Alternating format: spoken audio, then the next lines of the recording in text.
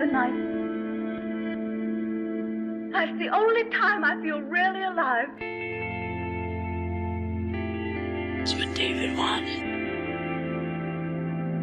Blood, I was to find, was a necessity as well. A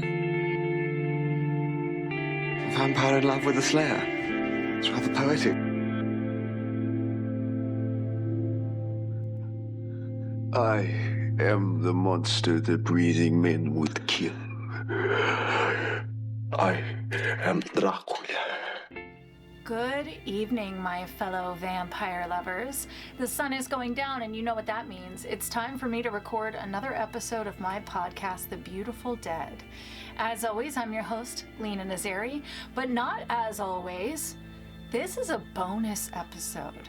This is on top of my weekly episodes. So you guys who are watching know that in May we're doing all sequels, except for this one, okay?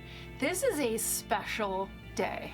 On the day that this episode comes out, May 5th, 2026, it will have been 50 years since the book Interview with the Vampire was published. So we are celebrating 50 years of our book, Interview with the Vampire, by talking about the 1994 movie with Brad Pitt, Tom Cruise, Antonio Banderas, and Kirsten Dunst. This is one that has been requested many, many times. My friend MJ, who I worked with at the hospital, requested it. And I said, I'm going to do it, but I'm saving it for something special. And this is what we were saving it for. I have so much to say about this movie. If you have never watched this channel or listened to this podcast, massive spoiler alert, I am going to talk about the movie from beginning to end. So you're going to know everything that happened. But again, the movie came out in 1994, so it's been 30 years. I don't know. If you haven't seen it by now, that's kind of on you. So let's go ahead. We're going to have a drink of water because my throat... This is actually the second time I'm recording this. Everything was recorded, and then I went to go edit it, and the sound was just completely corrupted. It was totally unusable. I tried to fix it. I tried to save it. I just couldn't. So I had to accept the fact that I was going to have to re-record it. Now, I say this all the time, but this one I am genuinely worried about. I don't know how much I will be able to share as far as on YouTube movie clips. So if you only see still photos, it's because it got blown into smithereens and I was unable to share any of this with you, but I'm gonna try. Let's talk about it because I have a feeling this will be a longer one.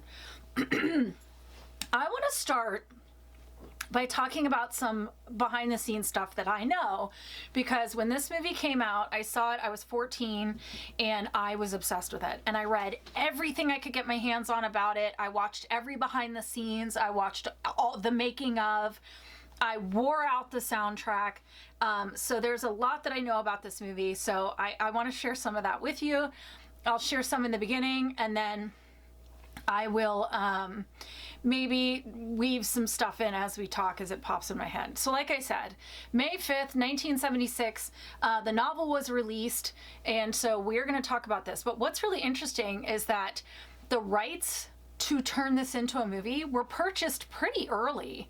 And so there was discussion in 78 of turning this into a film. However, in 1979, there was a run of movies, vampire movies specifically. So we had the Klaus Kinski Nosferatu, we had the 1979 Dracula with Frank Langella. A bunch of vampire films came out in 79. So whoever owned it said, let's put that on a shelf because it's too many vampires, it's too much. And then it kind of sat there. So originally they had John Travolta was in discussion. And I know when Anne Rice first wrote Lestat, she had Rutger Hauer in mind. But by the time they decided to turn this into a film, all those guys were way too old. So she was actually extremely unhappy with the casting, specifically the casting of Lestat. She thought Tom Cruise was just going to be awful. So she did not see it until someone sent it to her when it was done, and she watched it, and she actually wrote to him and said she was sorry, that she thought he did wonderful.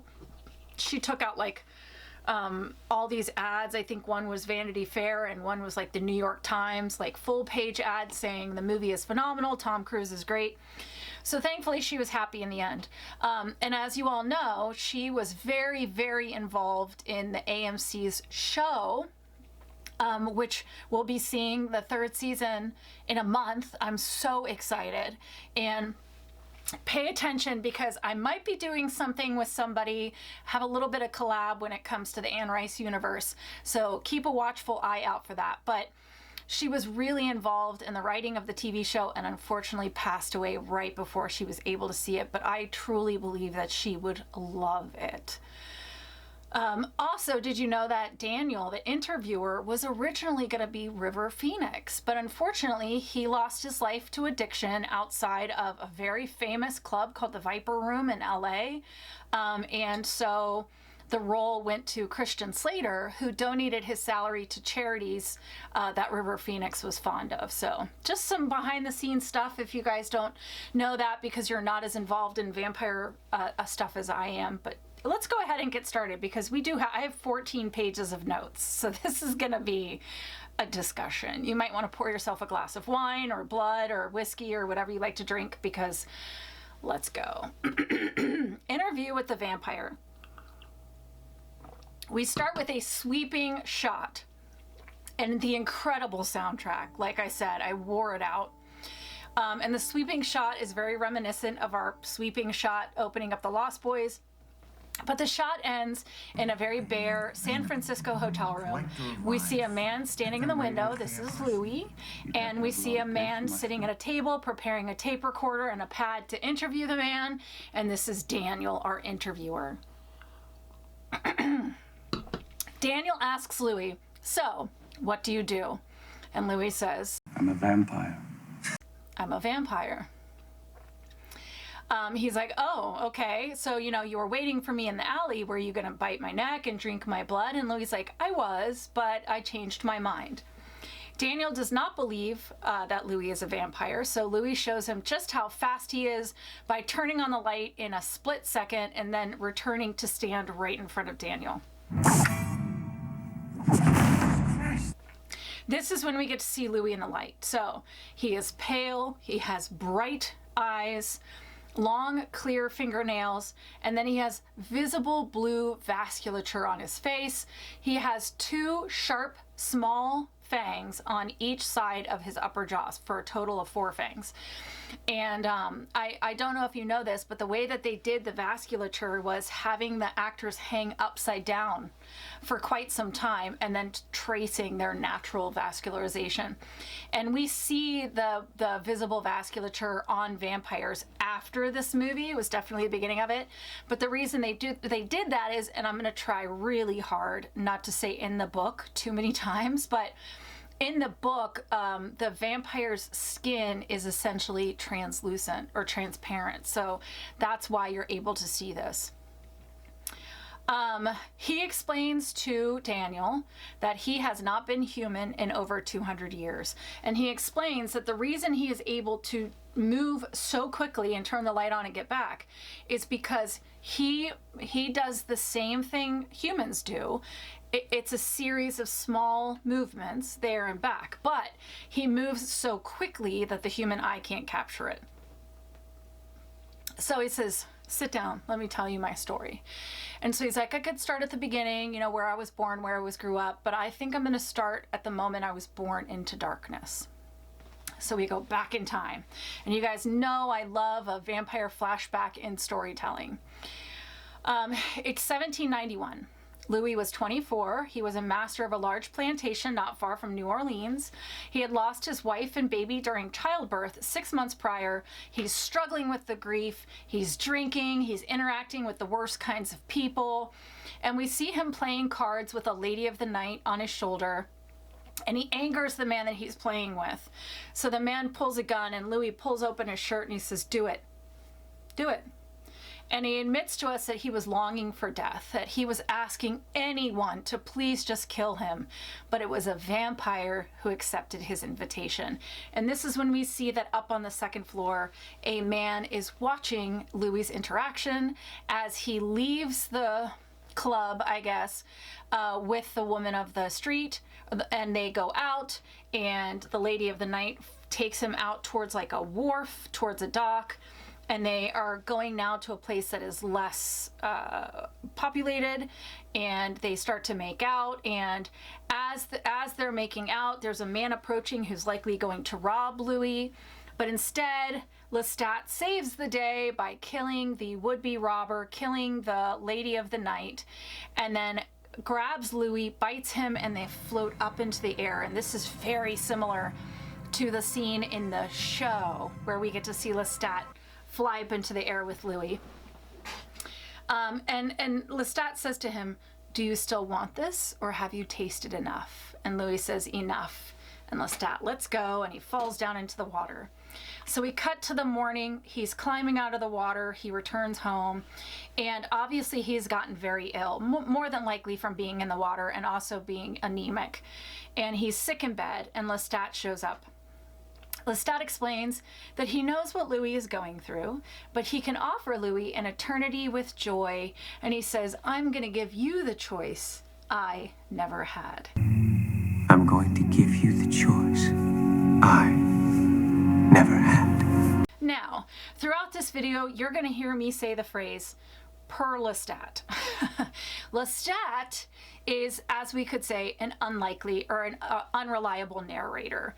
I really think all of the vampires in this universe are unreliable narrators, because we find out that there's a lot of like stretching the truth happening and just straight out lying. But per Lestat, he is going to give Louis the choice that he never had. So he leads Louis out into the swamp, and Louis says, "That morning I was not yet a vampire. I watched my last sunrise," and then he sets out to become what he became. So at night, Lestat returns. He bites Louis again, and he says, "I have drained you to the point of death, so you can come with me and be young forever, or I can leave you here to die." And Louis says, "Will you come with me?" And Louis says, "Yes." So Lestat bites his own wrist, bleeds into Louis's mouth. When Louis grabs on to drink more, we hear heartbeats increasing. Louis begins to scream in pain, and Lestat laughs and says, "It's just your body dying. Pay no attention to it. It happens to us all." And then we see Louis, he's hyperventilating. We hear a heart pounding, and then no more heart pounding. Louis comes back to life and takes in a deep breath, so we know the vampires breathe.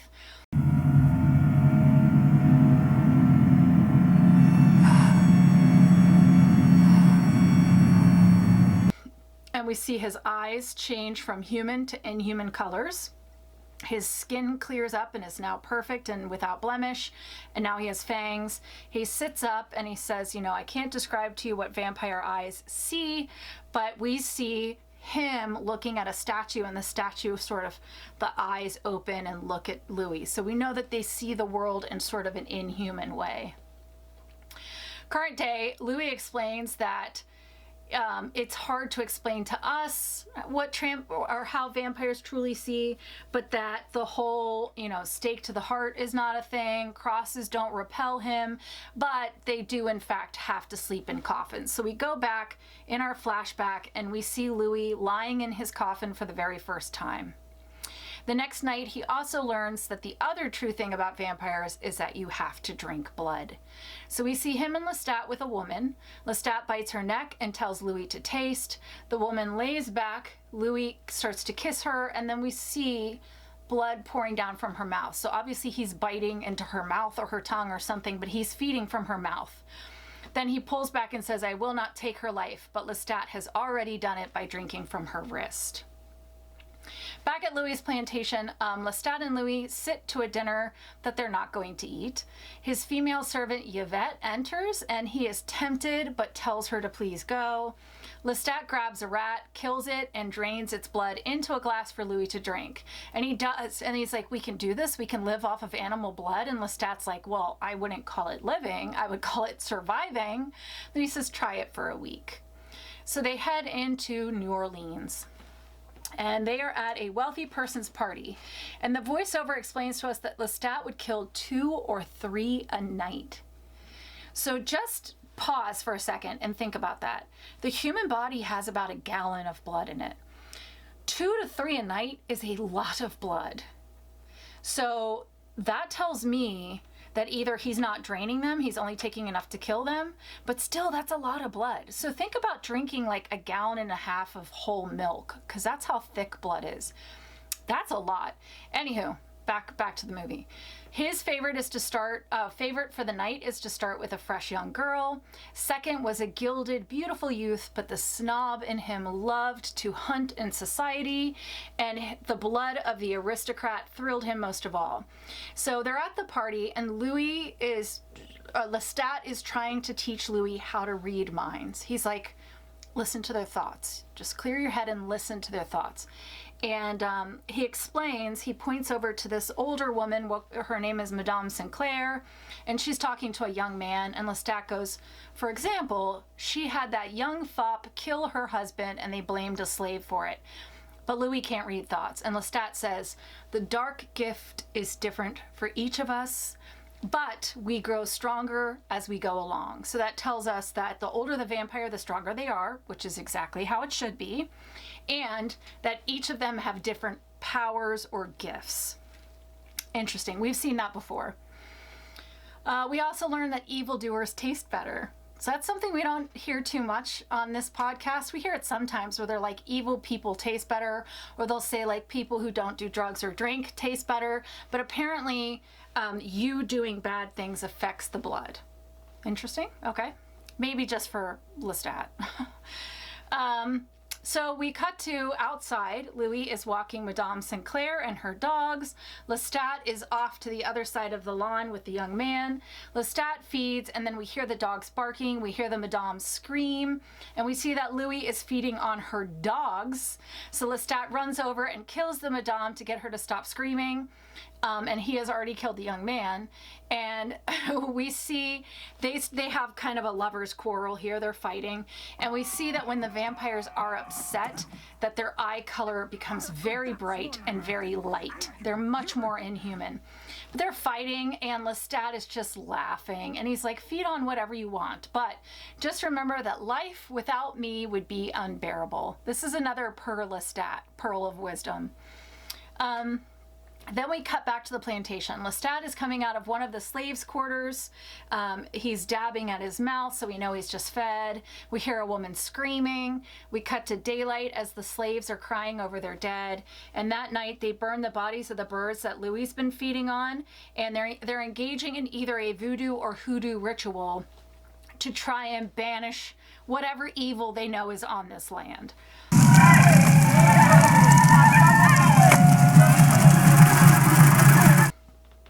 Inside, Louis and Lestat are at the table. Lestat mentions that he came from Paris, and we learn that he was not given a choice and that he didn't learn anything from his maker. Again, this is all per Lestat. Louis is like, well, you must know something about the meaning of it all. And this is one of the most iconic Lestat crash outs. But you must know something about the meaning of it all. Why? Why should I know these things? Do you know them? He's like, why? Why must I know these things? Do you know them? But then he's saying that the drumming from the slaves is making him insane. And Louis is like, yes, because they know what we are. They see us dine on empty plates and drink from empty glasses. Lestat wants to go into town. Louis not interested. So Lestat leaves on horseback, like throwing a hissy fit. Yvette comes into the dining room and tells Louis that they are scared of him, that he doesn't come visit the slaves anymore, that they want Lestat sent away. Yvette reaches for Louis and he gives in to temptation, biting her wrist. She freaks out and he covers her mouth. Outside, the slaves are approaching the house with torches. The front door opens and Louis comes out with the dead Yvette in his arms. He hands her to the slaves and he tells them, yes, he is the devil. They should all run. They are free men. He grabs a torch and starts to light his home on fire, and then he collapses. So that tells me that the vampires need oxygen, because I think the reason he's passing out is because there's so much flame at this point that now he's not getting oxygen. He passes out. Lestat jumps through the window, and this is another great moment where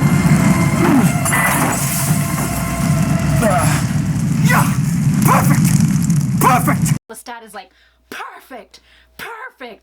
Burn it all down, just get rid of everything we own. And then he picks up Louis and carries him out. So when Louis awakes, they're in a mausoleum. And Louis's like, we belong in hell. And Lestat says, and what if there is no hell? Or they don't want us there. Have you thought about that? And then the voiceover says, but there was a hell and we were in it. So he explains that now they're just renting rooms on the waterfront of New Orleans. They're kind of moving from hotel to hotel. We see Lestat is with two women. He climbs on one and drains her and then moves to the next one. And he says, I can see you lying in a bed of satin. And then he bites her boob, which we've said this before on this podcast. Yes, it is sexy, but you're just not going to get that much out of there. But I think he was doing this on purpose. I think he was trying to scare her because he pulls away. And when she looks down and sees that she's covered in blood, she starts to scream. He covers her mouth, bites her wrist, fills a glass, takes the glass to Louis, who pushes it away. And Louis is like, she's not dead, Lestat. You need to kill her. She's not dead. Lestat wants Louis to kill her. Then he throws the tablecloth off of what looked like a coffee table, but it's actually a coffin. He pulls the lid off, throws the girl into it, puts the lid on, sits on top of it, and we hear her crying. And he says, you're dead. This is your coffin. You're dead. And he's fucking with her, and Louis is like, please stop. Please stop. And Lestat's like, stop pretending you're not a vampire. And this is another famous moment where he's like, you are a killer, Louis. And things. Kill them swiftly if you will. But do it! For do not doubt! You are a killer, Louis! Did use that in the TV show too, which I screamed when I saw it. He then flips the top of the coffin back off to let the girl out who's crying and begging. She's begging Louis to please show her mercy, but he wants nothing to do with it. He will not kill her. She's screaming, she's crying, she's bleeding everywhere. So finally Lestat does snap and kill the girl himself. And Louis is like, to think you are all I have to learn from.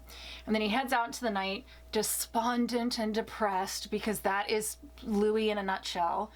And he's feeding on rats in the rain as plague bodies are being carried out.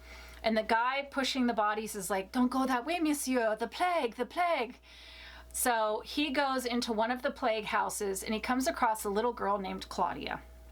Claudia is crying over her dead mother. Claudia hugs Louis and asks him, please, please help us. My father left, my mom won't wake up. But he loses control and he feeds. And just as he's holding the girl and feeding on her, Lestat comes in and starts laughing and mocking Louis. And he starts dancing with the dead mother and just being an overall prick. So Louis is upset. He runs out into the night because he's just killed this little girl. And his voiceover tells us that he only found peace when he killed. So he climbs into a sewer to mope because, again, that's what Louis does. When Lestat comes to find him and explains that you feel suffering so much deeper because we are vampires and we feel everything more deeply. So you are not going to stop being in pain until you give in to your nature and kill and feed. So then he's like, come back to the hotel. I have a surprise for you. I think it's going to make you happy. And Lestat takes him back to the hotel, and in the bed is Claudia, who is not dead. She's just probably anemic. And she's sleeping, and Louis is like, I didn't kill her. I thought she was dead. And then Lestat leans in and starts to puncture his wrist and put it to the girl's mouth. And Louis is like, don't do it. And Lestat goes, do you want her to die? So then Louis kind of backs up. Lestat feeds the girl his blood. She drinks the blood, and we see the turn. Again, her turn is really, really fast.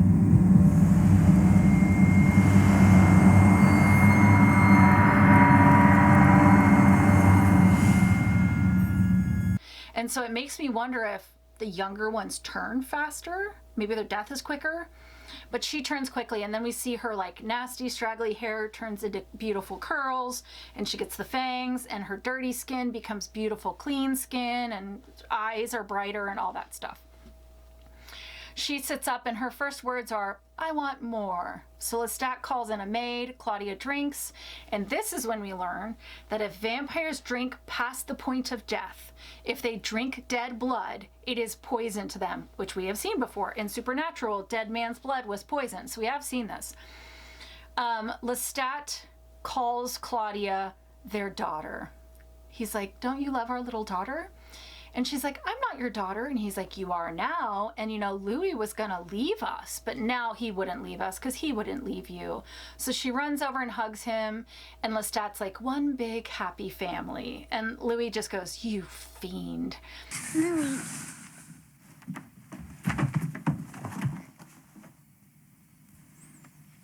You fiend. Like, it is so toxic couple coded. I can't get over it. Can't get over it. Anybody who watches this movie is like, they're not gay, they're not a couple. Come on. Really? You don't see that? So now we learn that Lestat and Louis adored Claudia. They spoiled her, and at first she would sleep in Louis's coffin with him, but then she was like, I want my own coffin, I'm a big girl. But then we see her rise from her little tiny coffin in the daytime. So she like slides against the wall, making sure her feet don't touch the sunbeams, and then climbs into the coffin with him during the day. So we know that they can rise during the day, which that's something I always watch for. Some vampires just kind of die when they go to sleep, but some can rise, and these are some of the vampires that can rise. We also see how Claudia hunts, and it's very classic child vampire hunting. So she goes out in the middle of nowhere. It's kind of like Homer in Near Dark. She goes out, she sits on a park bench all by herself crying, and some, good Samaritan comes across her and says, oh my gosh, are you okay? Are you okay? And then Claudia attacks. So we also see her kill a shopkeeper just to get a doll. We see her kill a piano teacher because he chastised her. So this is the interesting thing about Claudia and about a child vampire in general. So we talk about this later in the movie, but there are definitely vampire societies where it is forbidden to make child vampires because they can't fend for themselves. Sometimes we see child vampires that nobody seems to care about, like What We Do in the Shadows. They had child vampires and they're like, yeah, whatever, a child vampire.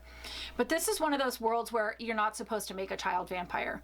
And one of the things that I thought about this time watching it was, in the book she's 5, and I think the actress I want to say was 12 in this. She was young. But it's that idea of like young children don't have that thing inside them that says, don't eat too much, you're going to get sick, or like, you can't do that, it's a bad idea. Children are very egocentric. They want what they want, when they want it, how they want it. They can't think about long-term consequence. So the idea that there is a vampire that has this sort of gluttony without cap, has no instinct of like when to stop or how to play it safe, has a little bit of like selfish tendencies, I thought was a very interesting idea, because she has all the she has the voracious appetite of a child, but she's a vampire. So that was a very interesting thing to think about, especially now as I'm older and I have children. It's just like, yeah, I could see. So Claudia is a bit of a brat, is all I'm saying. So time goes on for the vampires, the world starts to evolve, and America now owns Louisiana. And Lestat is moaning and whining that he misses good old Creole.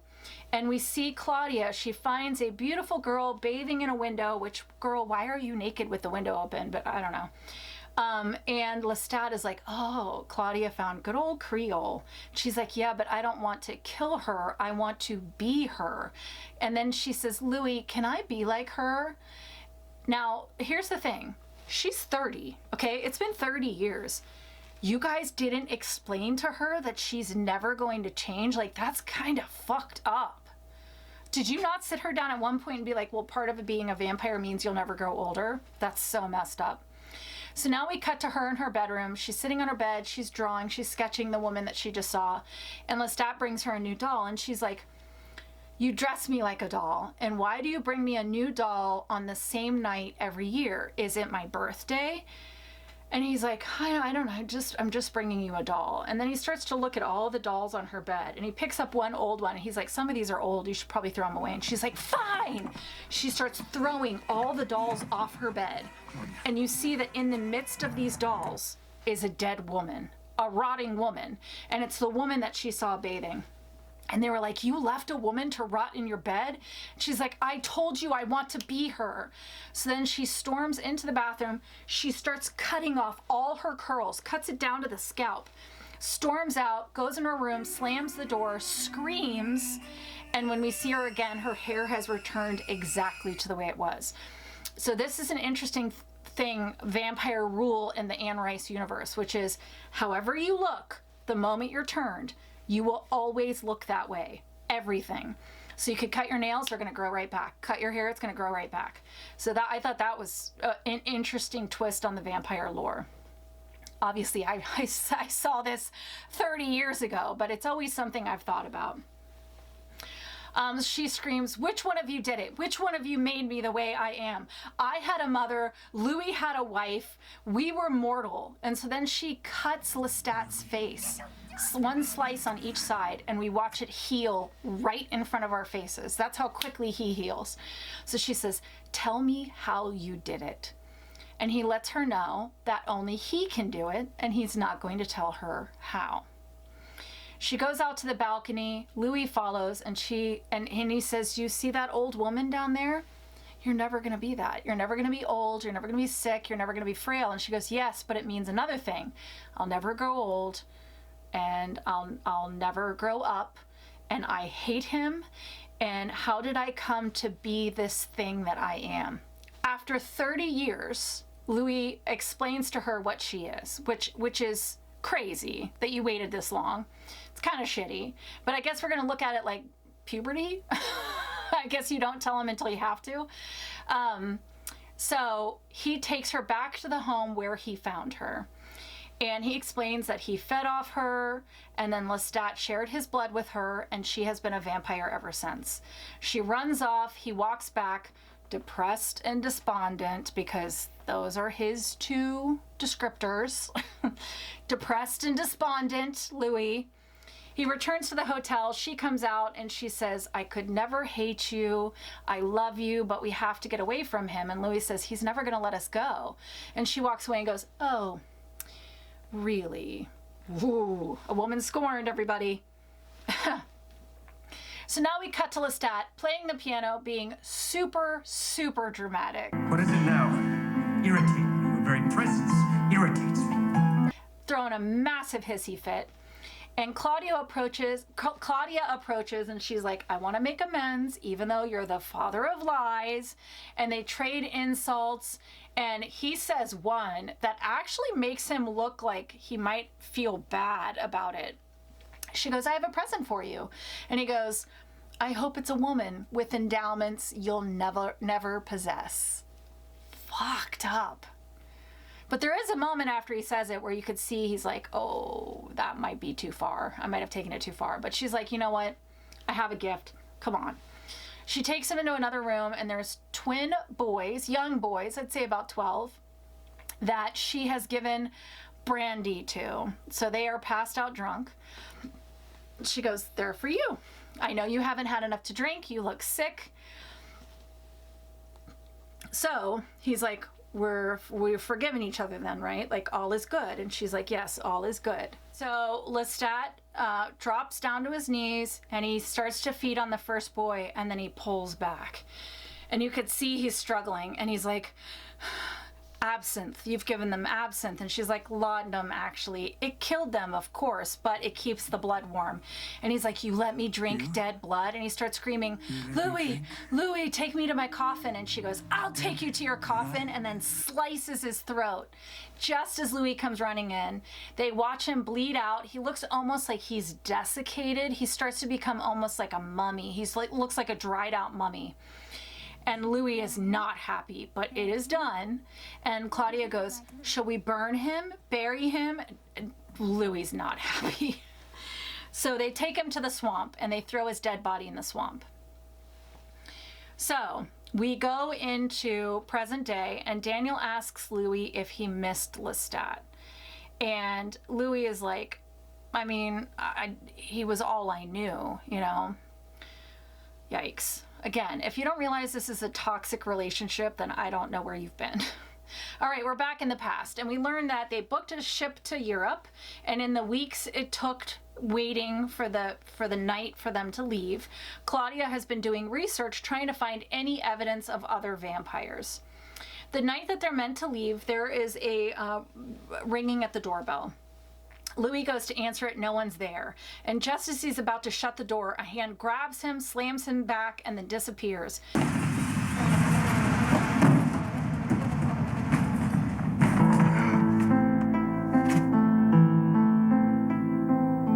He runs, breaks free, grabs Claudia, and they run inside just to see Lestat playing the piano, because Lestat is still alive. Lestat is hard to kill, and anyone who's read the book knows why, but we're not going to go into all that. One of these days we'll talk about the book. I'll let you know. He looks almost like he's rotted. He looks mottled. And I think part of it is that he's been feeding on the reptiles of the swamps. So he almost looks a little like he's taken on reptilian characteristics. He's been feeding on the animals, slowly healing until he was strong enough to come home and get his revenge. They try to run, but Lestat is much faster. Remember, he's much older. Louis throws down an oil lamp. This sets Lestat on fire. They run from the house and onto their ship as the townhouse burns. We see the burning Lestat climbing up on the ceiling on fire, screaming. As the ship sets sail, they watch the French Quarter burn, and Louis says, Lestat, you deserve your vengeance. You gave me the dark gift, and I delivered you into the hands of death for the second time. On the ship, men are mysteriously dying. Everyone except Claudia and Louis. I wonder what's happening. And then we see Claudia is drawing like all the different places that they arrive to. And one of them actually looks like a castle in Romania. And I think that's what it's supposed to be. It looks like a Transylvanian castle. And they say, everywhere we went, we saw no evidence of our kind. In present day, Daniel's like, you didn't find anything? And Louis says, we found peasant superstitions about garlic and holy water, but nothing that was like us. Daniel says, so there's no vampires in Transylvania? No Count Dracula? So there are no vampires in Transylvania, no Count Dracula? Fictions, my friend. The vulgar fictions of a demented Irishman. And Louis calls it the vulgar fictions of a demented Irishman. I'm like, that's good. That's good. So now we're back in time again. It's Paris, September 1870. Louis and Claudia are having a wonderful time. And I thought it was interesting that we saw that when Claudia was with Lestat, she always looked very, very childlike. She was dressed like a doll. But now that she's with just Louis, you'll see that she's wearing women's dresses. She's dressing like a woman now. We see Louis is walking down a street all by himself. He's in a tux, an opera cape, and a top hat. And then we see he's being followed by a man in the same outfit, and this man is Santiago. And he reveals that he is a vampire by dancing on the top of a tunnel and levitating and like messing with Louis. And Louis is like, oh my God, you're a fucking idiot. But the guy is stopped by Armand. Armand is a handsome, long-haired vampire who clearly is in charge because he tells Santiago to stop it and go. And he hands Louis a card. It says the Theatre des Vampires. And he says, bring the petite beauty with you. No one will harm you. I won't allow it. So we know that's our master. Cut to them arriving at the theater. And Louis warns Claudia, these vampires will have different powers and some of them can read your mind. So be very careful what you think. And if you have never seen this movie and you only want to watch one scene, watch the theater scene. Watch the scene where they go to the Theatre de Vampire. Trust me, it's a beautiful scene to watch. So you see there's some vignettes and they're all about death, how death is inevitable and death is following us. And it ends with a coven of vampires bringing a woman on stage who is very much real and very much a victim. And she's crying and she's screaming for the audience to help, but they think they're watching a show. They think it's all part of the show. It ends with Armand coming out, and Armand, they strip her naked in front of everybody. Remember, this is Victorian society. They strip her naked, and Armand must have some kind of power to mesmerize, because he says to the girl, no pain, and she relaxes. So obviously he can mesmerize. So it ends with them feeding on her in front of the audience. They all descend on this one girl. So the curtain falls and a totally silent theater is like walking out as quickly as possible. Louis and Claudia go backstage, and below the theater is catacombs, where the coven have all of their coffins. And I tried to count. I would say there's between 12 and 15 vampires in this coven. Armand offers them a young boy to feed from, so he's kind of like the hors d'oeuvre. And you see he has bite marks all over him. So clearly he's been fed on by a bunch of these vamps. In Armand's chambers, he's asking them about the new world, and Louis asks if Armand has answers for them. Like, do you know what we are? Do you know who made us what we are? Armand says, well, surely you know who made you. And Louis goes, yes, but who made him? Who's the source of all of this? Armand comments on Louis' sympathy for the girl that they killed, and Armand explains that at 400 years old, as far as he knows, he is the oldest living vampire on Earth. Louis says, the one who made us knew nothing. And Claudia's like, let's just go. Let's just go. So as they're walking out and they're ascending the stairs to go back up to street level, Louis' voiceover is saying, and again, I thought, Lestat, I have wronged you. I have hated you for the wrong reasons. And Santiago from the back goes, how did you wrong him? You said a name. And Louis says, a name that I would not like to say again. I have wronged Lestat. I have hated him for the wrong reasons. How did you wrong him? Santiago goes, you know, there is but one crime amongst us vampires. A crime that means death to any vampire. To kill your own kind. And then we jump cut to Claudia and Louis entering their apartment, and she's like, they know everything, and they get into a big fight, and she's like, you know, Armand wants you. He wants you. And you would run to him if you had the opportunity. And he's like, no, I'm with you. I'm with you because I love you. And she's like, no, you're with me because you're stuck with me. So they get into a little bit of a fight. Back at the theater another night, Louis is visiting Armand, and he says, she's very dear to me. She's my beloved. She is my child. She's in danger, isn't she? And Armand says she is. And this one he says, you know, it's forbidden to make one so young, one that cannot survive on its own. And while they're talking, we see Claudia enter a doll shop and start talking to a woman named Madeleine. Armand asks, did you kill the one who made you? Is that why you won't say his name? Santiago thinks you did. Louis says, we want no quarrel with you. And Armand says, it has already begun. So Louis is about to storm out. And he's like, Armand says, if you want to save her, you'll send her away. And Louis is like, fine, then I'm going to leave too. And he's going to leave when Armand goes, without all of the answers you seek. So he pulls him back in by promising answers. Louis listens, and Armand explains that few vampires have the ability to survive mortality, that they perish at their own will because the world changes and they don't. And Armand wants Louis to help him adapt to the new age and start a new chapter and start a fresh life. And Armand is like, Louis goes, I'm at odds with the outside world. And Armand says, but that's what is so great about you, is because you have a human heart inside a vampire body, and you can help me. You're a vampire with a human soul. And then he says, you're an immortal with a mortal's passion. You are beautiful, my friend. Lestat must have wept when he made you. Lestat must have wept when he made you.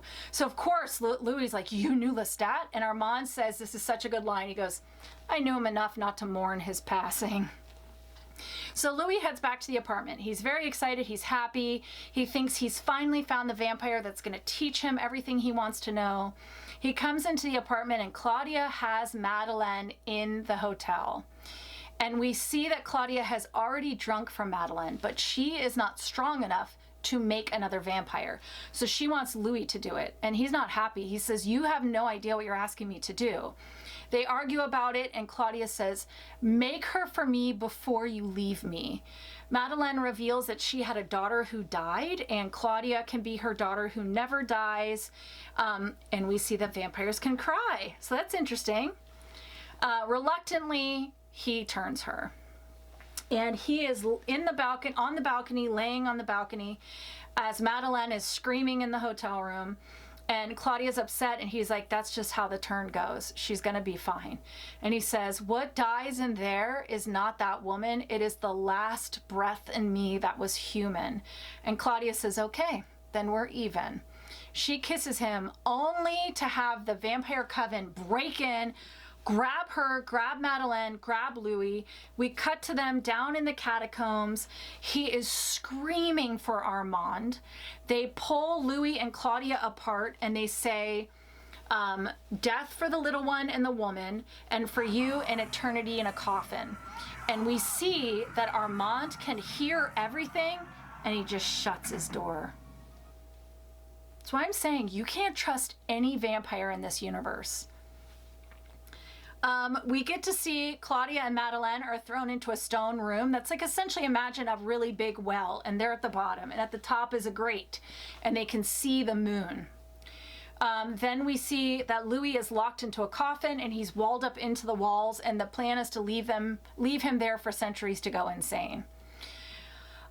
We see Claudia realize that the sun is rising, and she holds on to Madeleine, and we see that the sunbeam is slowly approaching them. They start screaming, and then they start to burn, and they turn to ash, and Louis can hear the whole thing.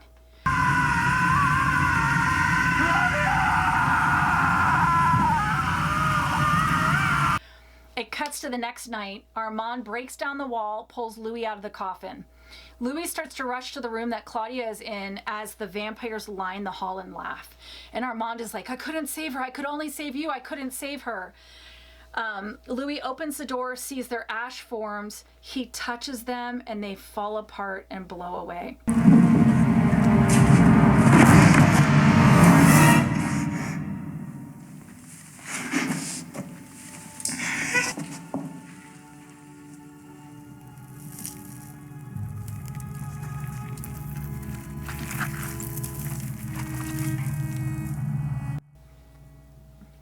He slowly comes out of the room.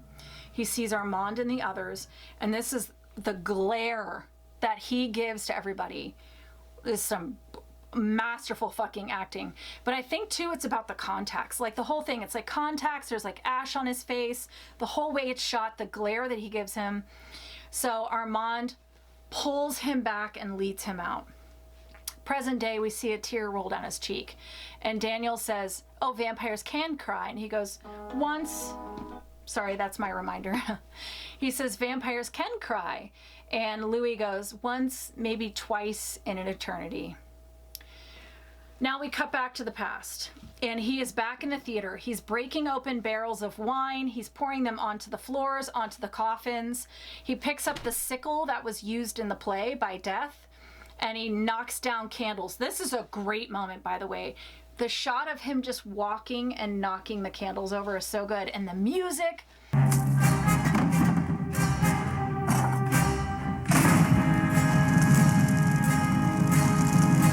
The vampires come out of the coffins. He slices at them. He comes face to face with Santiago, who is fast, but not fast enough. Louis slices him in half. He leaves the theater as it burns, and the sun is starting to come out. So he either has to stay in the theater that's burning down or go out in the sun. And just when you think he's done for, a carriage comes up. It's driven by the little boy who's the vampire buffet, and the door to the coach opens. Armand pulls him in, and they take off. Later, they're in an art gallery. And Armand says, or Louis confronts Armand and says, you knew, but you didn't warn them. Armand is very proud of himself, and he says they were doomed and we should be without regret. And Louis is like, but what if my regret is all I have? What if my suffering is all I have to hold on to? He confronts Armand saying that he knows that Armand let Claudia die. And Armand is like, stay with me. And he's like, no, I don't think so. So he turns to leave, and Armand says, I will die. And Louis goes, I will die. No, you are dead. And you want me to quicken you once more. no, you are dead. And you wish me to quicken you once more. but as much as your invitation might appeal to me, I must regretfully decline. So then voiceover tells us that Louis wandered all over the world, but every statue reminded him of her. So he ends up returning to his beloved America, where he got to watch the sunrise for the first time in 200 years. And we see that he's in movie theaters and he's watching movies. And one of the movies is actually the 29 Nosferatu. Oh boy, did I just mess that up? When did the first Nosferatu come out? I want to say 29. Anywho, he's watching that, and then it ends. There's a series of movies that Gone with the Wind is one, and then it ends with him watching Christopher Reeve's Superman. So he comes out, we see it's 1988, he's back in New Orleans, he's leaving a movie theater and he's walking the streets of the French Quarter, and he catches the scent of death, and he follows the scent. And it's an old abandoned mansion, probably somewhere in the Garden District. And there's dead rats everywhere. So he goes in and he climbs up and he enters a room, and we see Lestat, who is still fucking alive, hanging out in New Orleans. He looks horrible. He's in like an old leather chair. He's got a dirty blanket around him. He's still wearing his old lacy poet shirt. And he's like, you've come back to me. Do you remember how I was, the vampire that I was? No one could refuse me, not even you, Louis. And Louis is like, I tried. And Lestat goes, and the more you tried, the more I wanted you. Textbook fucking toxic relationship. Then he gets scared by a spotlight and the noise from a helicopter. Louis consoles him, and Lestat says, if you stay with me, I can venture out again. I can become the old Lestat. And Louis is like, I need to go now. And he leaves. So now we're back to our interview. And he basically says, whatever happened to Lestat, I don't know. But I have spent the rest of my time being an empty husk. You know, my passion went with her golden hair. I am empty. And Daniel's like, what do you mean? We cannot end it like this. You can't tell me like that's all there is. And finally he's like, I know why you led me in here. I know why you told me this whole story. You need to turn me. I can be your link to the new world. I can be the one. And Louis is like, oh my God, I have failed again. God has nothing to do with it. Do you like this? Do you like being food for the immortals? Do you like dying? And he grabs Daniel, throws him up in the air. His eyes are bright and inhuman. And he's like, is this what you want? Do you like this being food for the immortals? Do you like dying? And then he drops him and he's gone. So Daniel grabs his stuff. He runs out to his car. He takes off. He's like, holy shit, I need to change my shorts.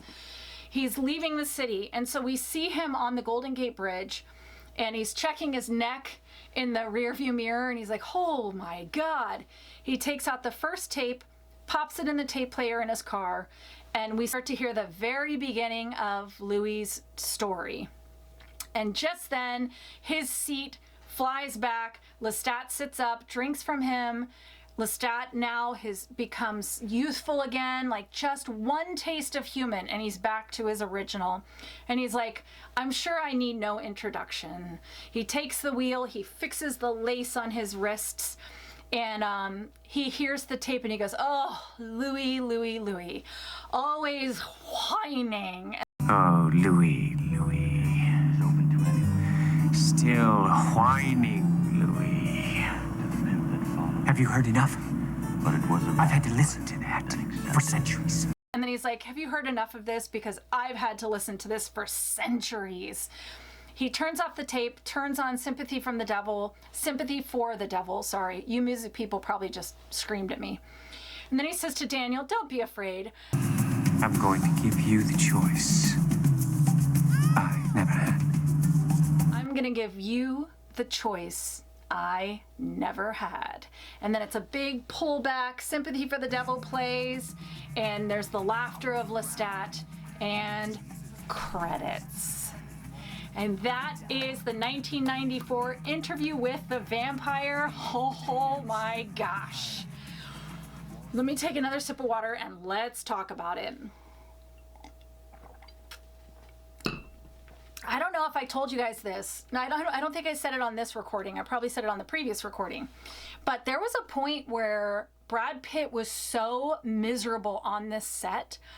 Not only, I mean, he was part of the problem, okay? Because he's notorious for having terrible hygiene and being stinky. He smells like body odor and stale cigarettes.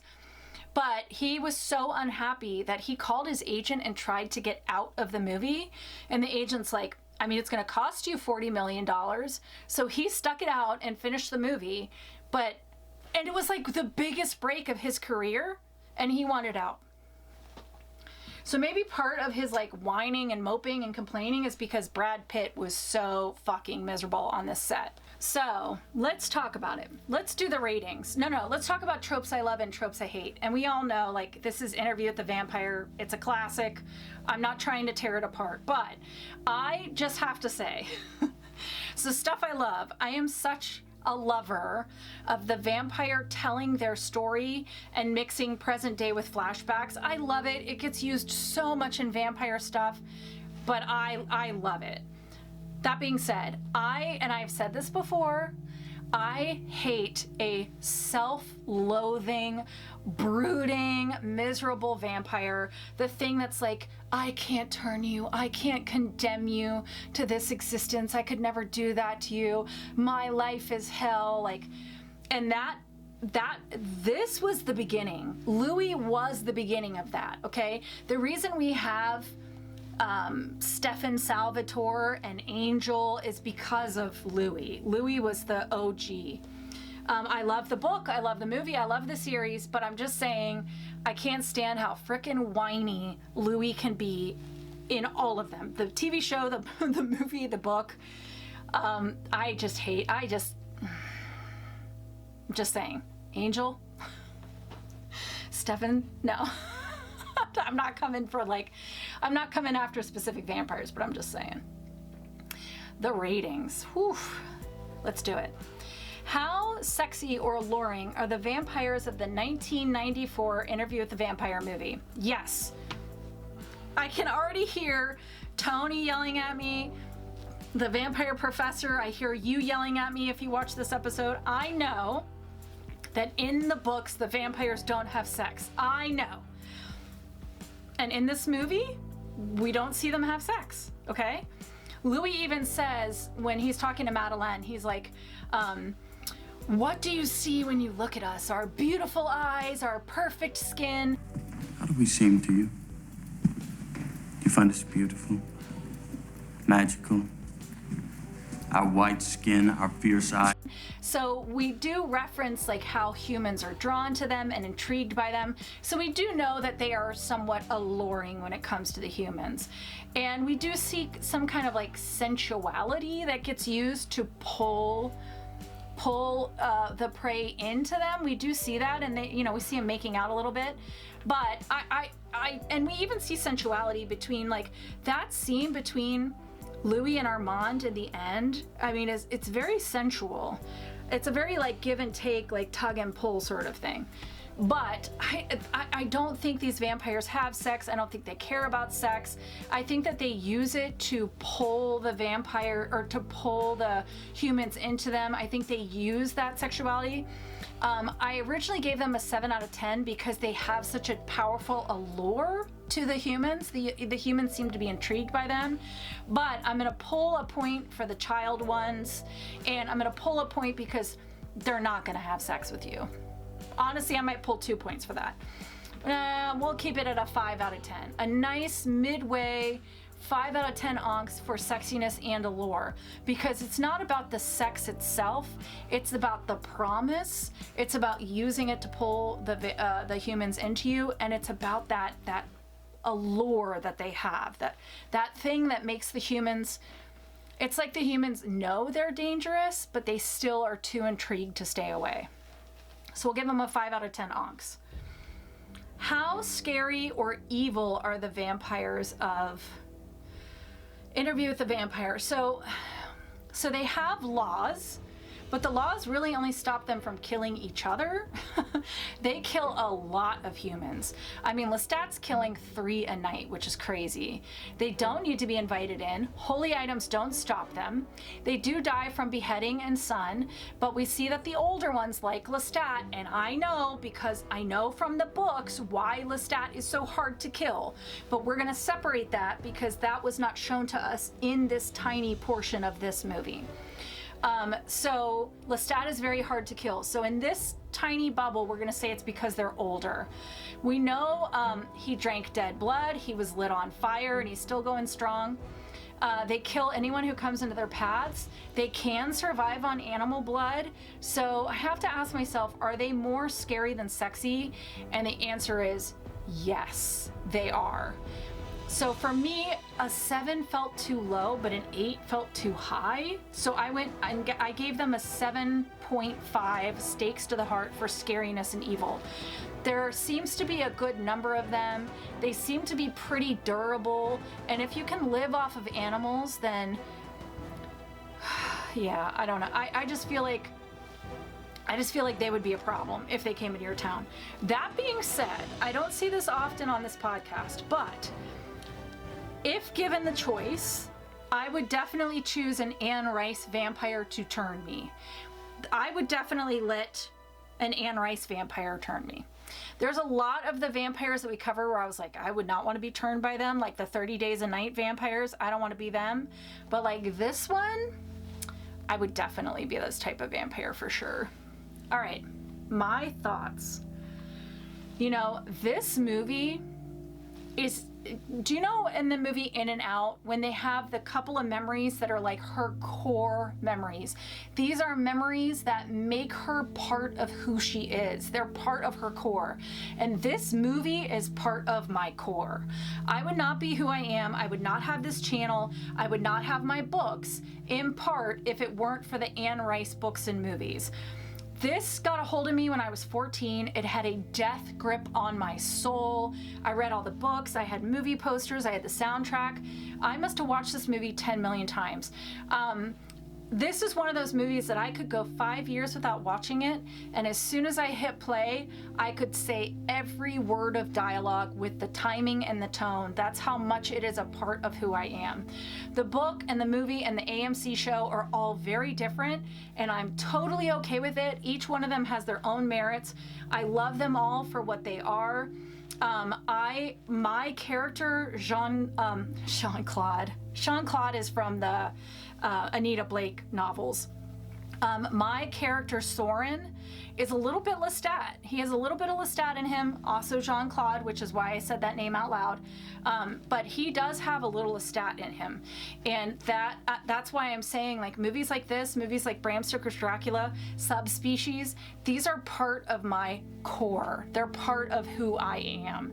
And you would not be watching this channel if it weren't for Anne Rice. End of story. One day I'm going to do the book, but I was so thrilled to do the movie for the 50th anniversary. It's been 50 years since we met Lestat for the very first time. We just recently lost Anne Rice, so it's a good time to talk about it. I am so excited for the 3rd season of the AMC show next month, The Vampire Lestat. Let me know what you like the most. Do you like the book? Do you like the movie? Or do you like the TV show?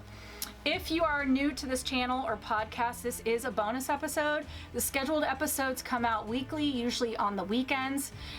We're all very active in the chat during premieres, so please come join us. Join our Discord. We love to talk about vampires. We just got done doing Lost Boys 2. What a stinker. So it was nice to do this to cleanse my palate.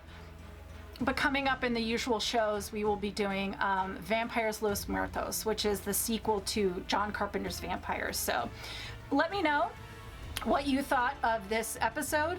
If you knew that the book was 50 years old, let me know if this is the first time you've ever seen me. Or if you completely disagree with me, I'm okay with that. All right, thank you all for joining me. I knew this would be a big one, but I was so excited to talk about it. I love you all. Thank you for allowing me to do this and allowing me to just be myself and talk about vampire stuff. I wish you wicked hugs and bloody kisses. Good evening. And big finish.